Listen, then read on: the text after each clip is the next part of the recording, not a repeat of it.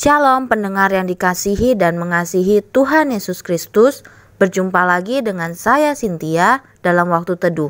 Marilah kita menyiapkan hati kita untuk mendengarkan firman Tuhan. Kiranya hikmat dari Allah Bapa yang memampukan kita untuk mengerti firman dan melakukannya dalam kehidupan sehari-hari kita. Renungan harian hari ini berjudul Permohonan Mulia. Bacaan Alkitab hari ini diambil dari Kisah Para Rasul 9 ayat 1-9.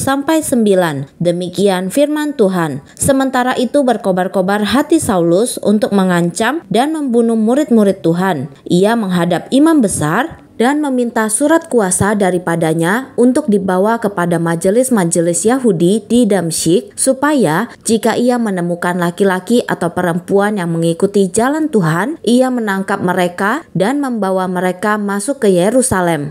Dalam perjalanannya ke Damsyik, ketika ia sudah dekat kota itu, tiba-tiba cahaya memancar dari langit mengelilingi dia. Ia rebah ke tanah dan kedengaranlah olehnya suatu suara yang berkata kepadanya, "Saulus, Saulus, mengapakah engkau menganiaya aku?" Jawab Saulus, "Siapakah engkau Tuhan?" Katanya, "Akulah Yesus yang kau aniaya itu. Tetapi bangunlah dan pergilah ke dalam kota, di sana akan dikatakan kepadamu apa yang harus kau perbuat." Maka termangu-mangulah teman-temannya seperjalanan, karena mereka memang mendengar suara itu, tetapi tidak melihat seorang juga pun. Saulus bangun dan berdiri, lalu membuka matanya, tetapi ia tidak dapat melihat apa-apa. Mereka harus menuntun dia masuk ke Damsyik. 3 hari lamanya ia tidak dapat melihat, dan 3 hari lamanya ia tidak makan dan minum. Nats pembimbing hari ini diambil dari Kisah Para Rasul 9 ayat 6. Demikian firman Tuhan. "Tetapi bangunlah dan pergilah ke dalam kota, di sana akan dikatakan kepadamu apa yang harus kau perbuat."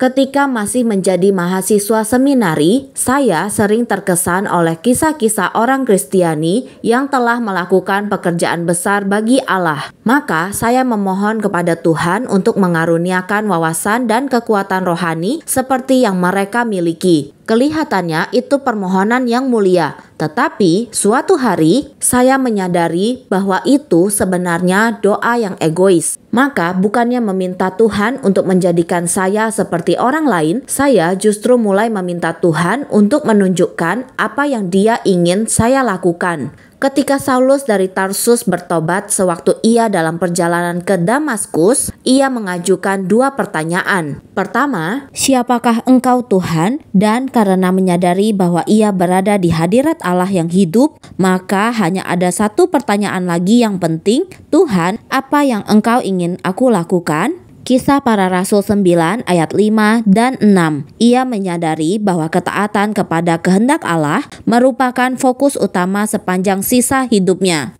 Permohonan akan kesehatan, kesembuhan, keberhasilan, dan bahkan kekuatan rohani tidaklah salah, tetapi bisa menjadi doa yang egois jika tidak mengalir dari hati yang berketetapan untuk taat kepada Allah. Yesus mengatakan, "Barang siapa memegang perintahku dan melakukannya, dialah yang mengasihi aku, dan barang siapa mengasihi aku, ia akan dikasihi oleh Bapa-Ku."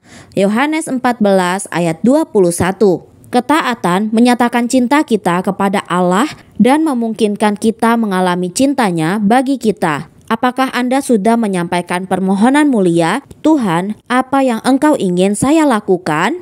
Cara terbaik untuk mengetahui kehendak Allah adalah mengatakan, "Saya bersedia kepada Allah." Demikianlah renungan harian hari ini. Sampai jumpa lagi pada kesempatan berikutnya. Tuhan Yesus memberkati kita semua.